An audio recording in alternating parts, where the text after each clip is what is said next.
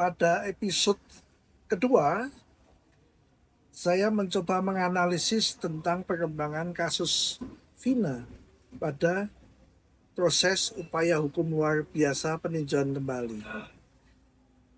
Episode yang ketiga ini saya mencoba mengingatkan bahwa di dalam proses mengembalikan penegakan hukum yang baik, kita jangan terlalu puas dengan hanya membebaskan terpidana kalau memang itu tidak bersalah.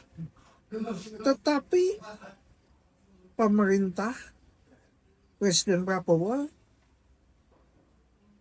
tetap harus melakukan penyelidikan, mengingatkan kepada Komisi Kejaksaan, mengingatkan kepada Jaksa Agung, mengingatkan kepada Kompolnas untuk menyelidiki mengapa kasus itu sampai terjadi. Jangan berhenti di situ. Kalau berhenti di situ percuma. Percuma dalam arti kurang lengkap. Kalau ingin mengevaluasi tentang penegakan hukum di Indonesia, coba tarik ke belakang. Itu baru 8 tahun. Sehingga masih bisa diteliti, menjadi bahan evaluasi. Karena di dalam berbagai pertemuan, Pak Prabowo mengatakan perlunya pengawasan untuk mengontrol tentang penegakan hukum di Indonesia. Ya. Kasus Vina tidak beda dengan kasus Landak Jawa dengan terdakwa Pak Nyoman Sukena. Kalau kita melihat kasus Pak Nyoman Sukena, itu kan beliau memelihara landak Jawa yang dilindungi menurut undang-undang sehingga terkena kasus. Pak Sukena mengatakan saya tidak tahu bahwa itu dilindungi. Dan yang kedua, mungkin yang perlu dipertanyakan, apakah sudah terjadi sosialisasi yang layak dari penegak hukum ataupun instansi terkait tentang binatang-binatang yang terlindungi.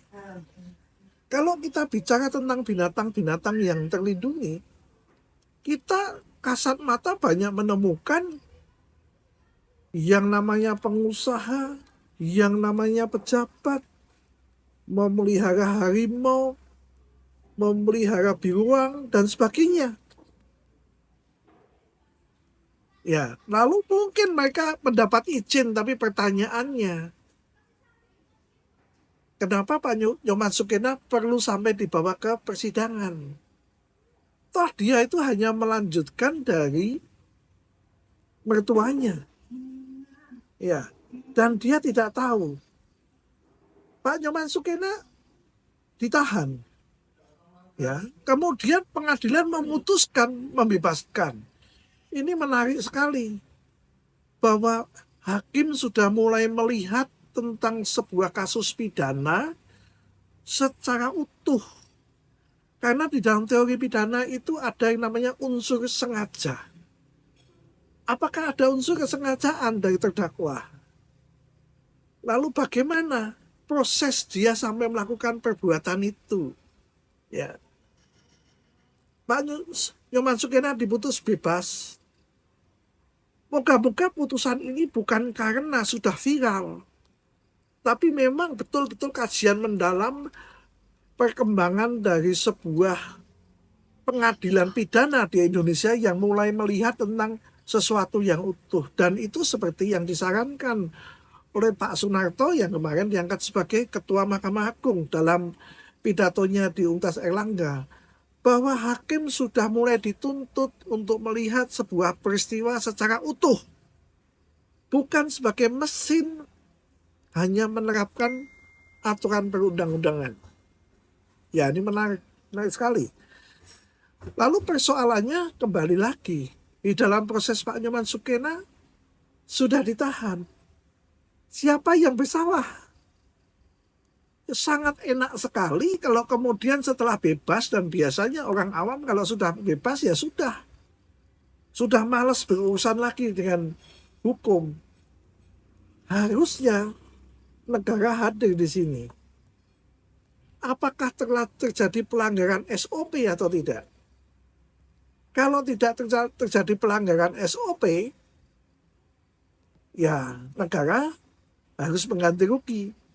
Tapi kalau terjadi pelanggaran SOP tentang proses penyidikan, penuntutan, dan sebagainya, harusnya bukan negara, tetapi oknum penegak hukum yang bertanggung jawab. Dan menurut saya bisa digugat secara perdata karena terjadi pelanggaran terjadi perbuatan melawan hukum karena sudah ada aturannya dan dilanggar.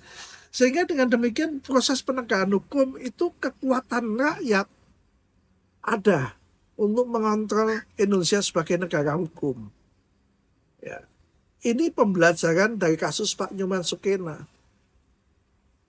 Sudah saatnya penegakan hukum di Indonesia sejak di kepolisian sampai kejaksaan untuk melihat segala sesuatu secara utuh. Bukan seperti mesin yang menerapkan peraturan. Ya, ini memang perlu dalam hal ini adalah mungkin peningkatan SDM yang memahami hukum secara utuh, bukan hukum itu sekedar peraturan. Ya. Itu kasus Pak Nyoman Sukena. Ya. Nanti pada episode yang selanjutnya, episode yang keempat, kita akan mencoba mengulas kasus lingkungan hidup di Jepara. Ya, di dalam perkembangannya dan di dalam putusan pengadilan tinggi dan sebagainya. Itu nanti di episode selanjutnya.